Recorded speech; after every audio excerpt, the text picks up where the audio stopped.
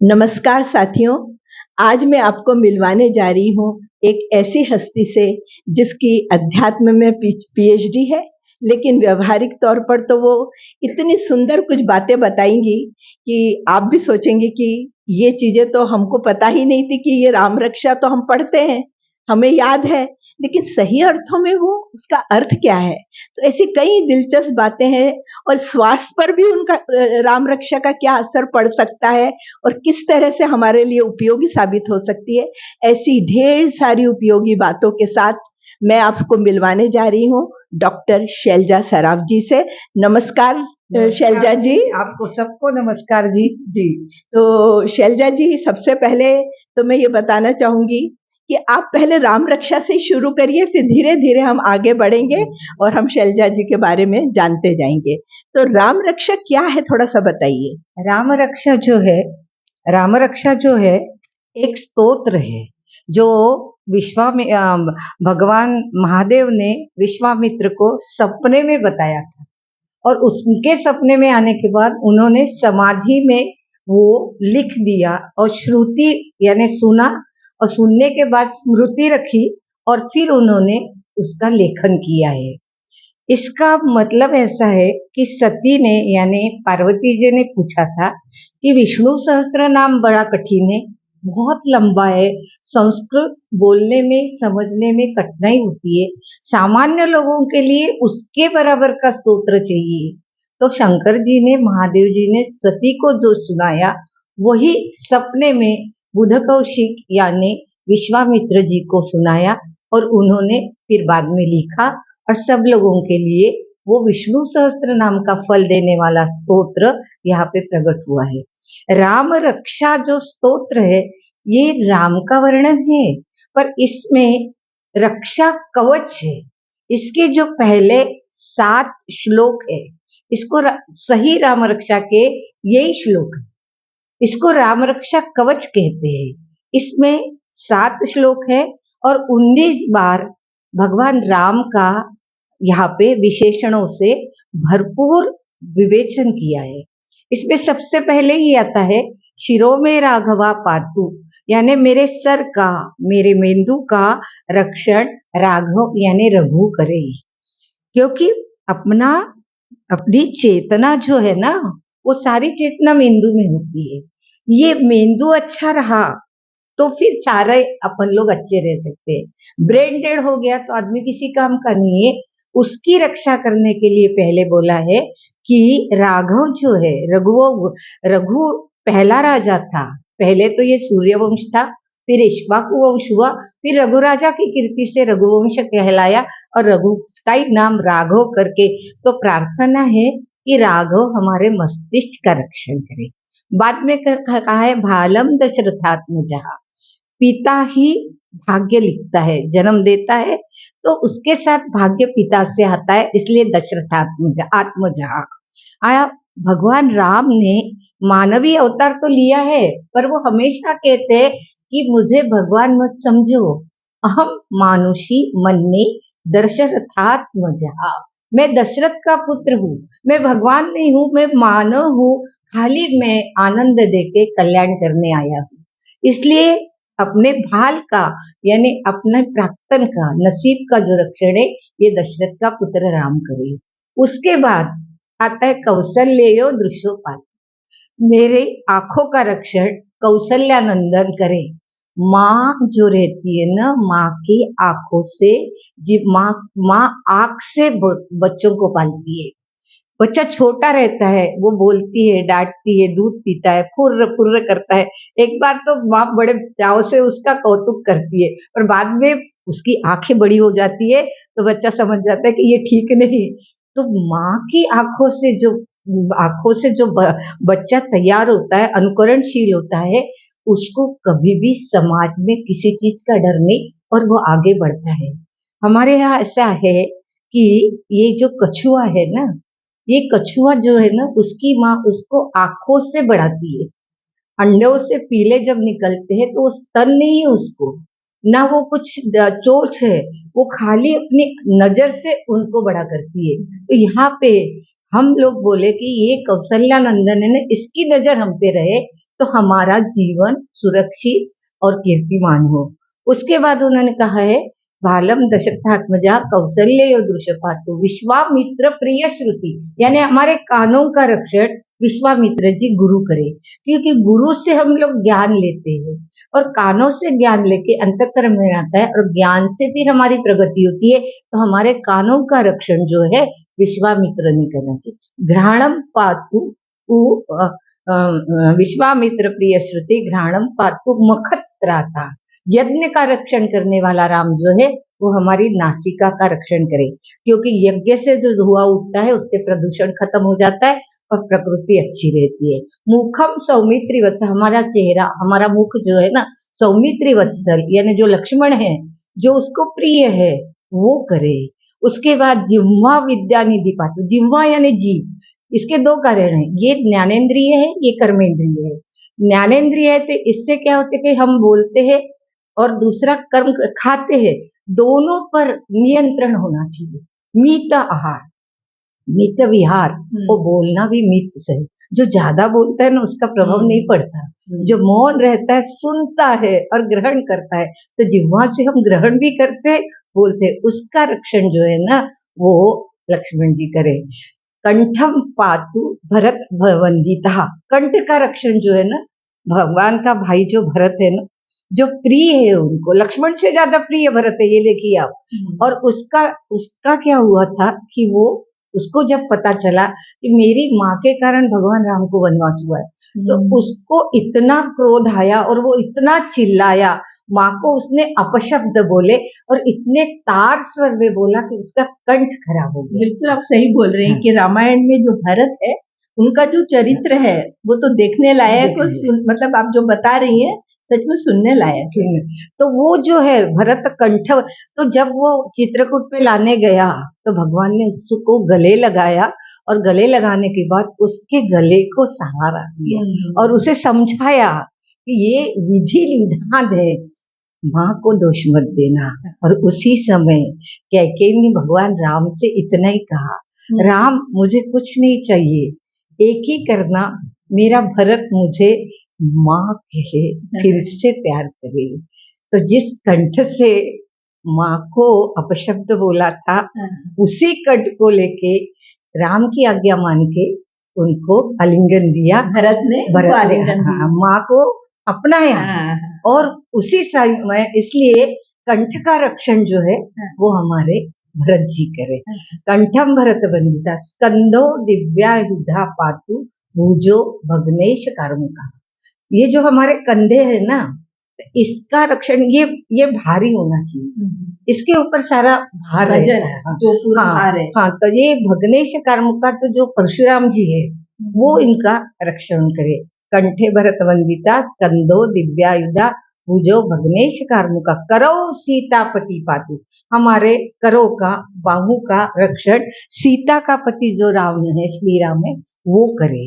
सीतापति पातु करम पातु सीतापति हृदयम जामदग्नि जीतम, हृदयम जामदग्नि जीतम है, जो जमदग्नि है परशुराम है उनका हृदय परिवर्तन इन्होंने किया। उन्होंने 21 बार निश्क्षत्रिय पृथ्वी की थी, वास्तव में वो ब्राह्मण है, राम क्षत्रिय, इन दोनों में बैर है, पर राम जी ने इनको इतना सुंदर बताया कि क्षत्रिय ने कर्तव्य किया है, आप अभी अपना गुस्सा क्रोध छोड़ दीजिए, तो उनको शांत किया। हृदय शांत होना चाहिए, हृदय यदि शांत रहा, हृदय का रक्ताभिसरण अच्छे से चला तो हमारी रक्षा होती है। वही बन पड़ा, उसमें कुछ अटैक आया तो कुछ भी नहीं रहता, तो भगवान परशुराम हमारे हृदय का रक्षण करे। बीच का जो भाग है उसका रक्षण सुग्रीव करे, उसके बाद कटी का हिस्सा है वो भी सुग्रीव करे, उसके बाद नाभि का, नाभि है, उसके बाद उन्होंने बताया कि हमारे उरु जंगा जो है उसका रक्षण जो है वो भगवान राम करते ही है। जानुनी से पातु जंगे दशमुखांत का, दशमुखांत कहा यानी रावण का वध जिसने किया, जिसने आतंकवाद समाप्त किया, उसने हमारे घुटनों का रक्षण करना चाहिए, क्योंकि ये घुटने के ऊपर पूरा भार है। और इसलिए उसका रक्षण जो है और जंघा का रक्षण जो है तो रावण को जिसने समाप्त किया वो इसका रक्षण करे, यानी इसके ऊपर पूरा शरीर का भार है। उसके बाद जब पग आते हैं, चरण आते हैं, उन चरणों का रक्षण विभीषण ने करना चाहिए। अच्छा, कैसे क्या विभीषण? रावण का भाई विभीषण है और विभीषण भक्त है। अच्छा। और अब क्या है कि पूरा शरीर जो है और उस शरीर का पूरा भार जो है ना, ये 2 चरण लेते हैं। आप देखिए पूरे अपन खड़े होते पूरा भार, इतने छोटे इतने कोमल, पर वो भार संभालते। तो क्या हुआ, लंका भेदन जो है, लंका भेदी बोलते ना उसको, तो विभीषण नहीं होता ना तो राम रावण का अंत नहीं कर पाते। विभीषण तो बहुत बड़ा है पूरी लंका में। रामायण हाँ, पूरी लंका में जब हनुमान जी गए तो लंका का निरीक्षण तो किया, पर उस पूरे लंका में एक ही घर ऐसा था कि जिस घर के बाहर तुलसी वृंदावन था और वहां राम राम सब, यानी पूरी राम का जो महिमा गाया जाता था, पूरे वाइब्रेशन स्पंदन जितने थे वो भक्ति से भरे थे। और हनुमान जी ने जाना ये हाथ में आया कि लंका का विनाश है, इसलिए विभीषण को राम जी से मिलाया। विभीषण और विभीषण ने जो रहस्य था कि रावण ऐसा मरेगा नहीं, रावण के कितने भी सिर काट, वास्तव में रावण को 10 सिर है ही नहीं, ये कल्पना है। उसने, उसकी कथा है, लंबा हो जाएगा, पर वो दशमुखांत का है। पर ऐसे इधर वाले 5 इधर वाले 4 भी ऐसे नहीं है, बुद्धिमान नहीं। उसने क्या किया था, तपश्चर्या की थी महादेव जी को 1 वर्ष सहस्त्र यानी कमल देना। तो सहस्त्र कमल वो इतना कर पाता तो इंद्र का राज्य जाता, इंद्र डर गया, उसने 1 कमल चुरा लिया। जैसे उसने देखा कि 1 कमल कम पड़ रहा है, उसने अपना सिर कमल बहा दिए। अच्छा। इस प्रकार उसने फिर भगवान की कृपा की वो सिर लग जाता था। तो फिर ऐसा उसने 10 बार किया, तो इसलिए उसको दशमुखांत। देखिए एकदम आपने तो एक बहुत ही नई कथा हमको सुनाई है। इसके बारे में देखो पाठकों को, बहुत पता, दर्शकों को एक नई जानकारी मिली है। तो ये जो है तो दशमुखांत का, रावण का अंत करने वाले जो श्री राम जी है, वो हमारे चरणों की रक्षा करे, क्योंकि चरणों का पूरा भार हमारे ऊपर है। एताम राम बलो पेताम रक्षाम या सुकृति पठे सच्चिरायु सुखी पुत्री विजयी विनयी भवे। इतना कवच जो पाठ कर लेगा, सब अंगों को स्पर्श करते करते राम रक्षा बोलेगा, तो उसके शरीर का रक्षण हो जाएगा। अरे वाह। अभी तो ऐसा कहा गया है कि आपदापम हर्तारम दातारम सर्व संपदाम लोकाभिरामम श्री रामम भूयो भूयो नमाम्यहम। ये जो श्लोक है ये सवेरे ब्राह्म मुहूर्त पे 12 बजे और शाम की संध्या समय 6 बजे 21 बार बोला जाए। एक बार फिर से समय बताइए। सुबह का ब्राह्म मुहूर्त 4 से 6 बजे तक, फिर 12 यानी 11 से 12 तक, बाद में 6 से 7 तक। इन 3 समय में यदि आप 21 बार बोलोगे तो आपका डायबिटीज कम हो जाएगा। अच्छा, तो चला भी जाएगा। तो देखिए दर्शकों, राम रक्षा के बारे में जो बातें बताई, अब स्वास्थ्य पर भी सुन लीजिए, वो कितना अच्छा बता रही है। बाद में अपने घुटनों का दर्द है, आजकल हम लोगों को, सीनियर सिटीजन को, सबको है। तो उसके लिए इसमें श्लोक है, जानुनी सेतकृत पातु जंगे दशमुखांत का। हमारे घुटनों का और जांघों का इसके ऊपर भार है, इसका रक्षण श्री राम जी करे। ये भी मंत्र ऐसे ही 3 बार बोला जाए तो आपके घुटनों का दर्द कम हो जाएगा, ऑपरेशन की बारी नहीं आएगी। और मैं दावे के साथ कहती हूँ क्योंकि ये मैंने खुद आजमाया है। अरे वाह। अच्छा, तो आपको तो इसलिए बिल्कुल मैंने तो 108 बार एक माला करी है। हुई आपसे तो करना नहीं तो 21 बार तो करना ही है। तो और आप करिए। ये मंत्र शास्त्र है, मराठी में मंत्र शास्त्र है। अभी वीडियो इसमें व्हाट्सएप पे नामस्मरण का क्या महत्व है सुधा मूर्ति बता रही है। क्या है, नामस अपने देह के सेल्स एक एक क्षण को घटते बढ़ते रहते हैं, पूरा ये होता है और रक्त संचार होता है। मंत्रोच्चारण से उसमें ऊर्जा प्राप्त होती है। और जो ऊर्जा मिलती है ना, उससे देह का रक्षण होता है। तो ये मंत्रोच्चार है। पूर्व पहले दवाइयां नहीं थी। और दवाइयां भी थी तो आयुर्वेद था, हाँ, है ना। बिल्कुल और बिल्कुल। उसके साइड इफेक्ट नहीं थे। और मंत्र से तो आप बोलो पूर्वी पहले जो ऋषि मुनि थे, हाँ। मंत्र बोल के शाप देते थे, हाँ। मंत्र बोल के हाँ, वर हाँ। देते थे, मंत्र बोल के अग्नि प्रकट करते थे, बिल्कुल, मंत्र बिल्कुल। बोल के वर्षा हाँ। लाते थे। तो मंत्रों का प्रभाव कितना बड़ा है। और बिल्कुल। अपन लोग आज अपनी संस्कृति भूल गए, हाँ। बहुत दुख लगता है। अच्छा, तो ये हाँ। आपने स्वास्थ्य का जो बता रहे हाँ। थे, घुटने और कौन सा कुछ है? हाँ नहीं, इसमें हर मंत्र जो है हाँ, हाँ। वो रक्षण करने यानी वाला वो है। हर एक है। शरीर के अंग पर। आपको माइग्रेन है ना जी। हाँ, तो उसमें दशरथात्मज। हाँ हाँ। हाँ, इसमें जो माइग्रेन है मस्तक का है, हाँ। शिरो में राघवा पातु बालम दशरथात्मज। तो वहाँ पर वो मंत्र वहां बोलने पे के लिए? हाथ रख के स्पर्श करके ये मंत्र बोलना अच्छा, चाहिए, अच्छा। आपका माइग्रेन चला जाएगा। अच्छा।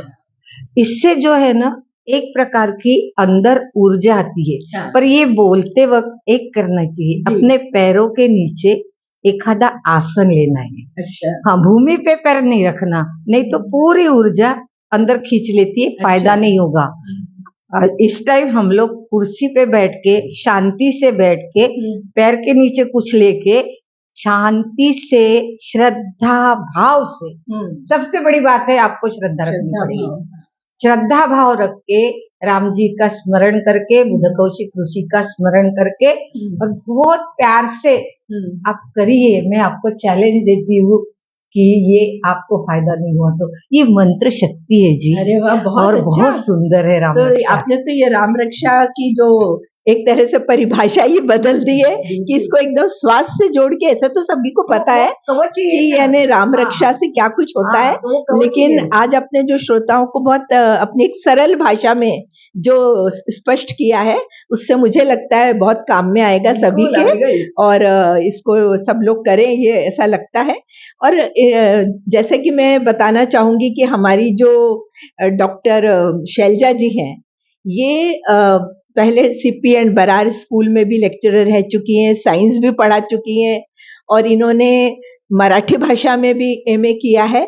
लेकिन उसके साथ साथ इन्होंने जो रामायण पर, ज्ञानेश्वरी में और सार्थ दास बोध, इनमें जो इन्होंने पीएचडी करी है, तो उस पीएचडी के बाद इन्होंने अपना नौकरी करना छोड़ दिया और ये इतनी अध्यात्म के रंग में रंगती गई। और उनको जब अच्छा प्रभाव ये हुआ कि जी जी जी 1990 में जी वंदनीय इनका फोटो दिखा दीजिए। हाँ हाँ जी जी जी ये मैं आपको दिखाती हूँ, ये देखिए, ये मेरे गुरुजी है, ये गुरु मावली है।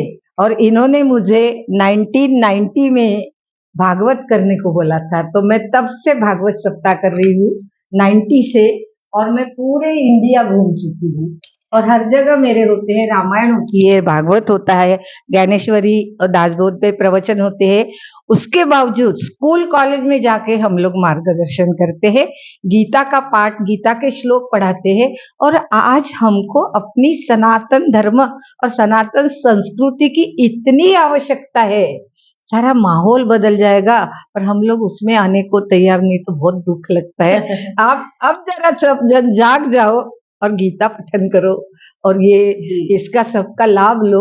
ये तो मुफ्त में मिलता है जी, इसके लिए पैसे नहीं लगते, खाली आपका टाइम, आपकी श्रद्धा।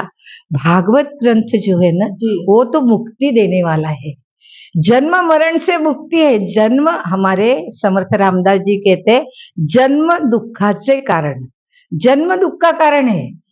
अच्छा ठीक है, अभी तो जन्म ले लिया है, तो मृत्यु मंगल में करना है ना, और मृत्यु मंगल में है, मृत्यु का डर नहीं है, खाली मृत्यु मंगल में करनी है। और गीता में भगवान ने बताया है कि अंत कालेश्च मामेव स्मरन् मुक्त्वा कलेवरम, अंत काल में आप मेरा नाम लोगे ना, तो मैं आपको अपने में समा लूंगा, जन्म मरण खत्म हो जाएगा, मोक्ष प्राप्ति। उसके लिए आपको कुछ भी नहीं करना है, एक ही करना है, वही भगवान बताए, वो सदगुरु है।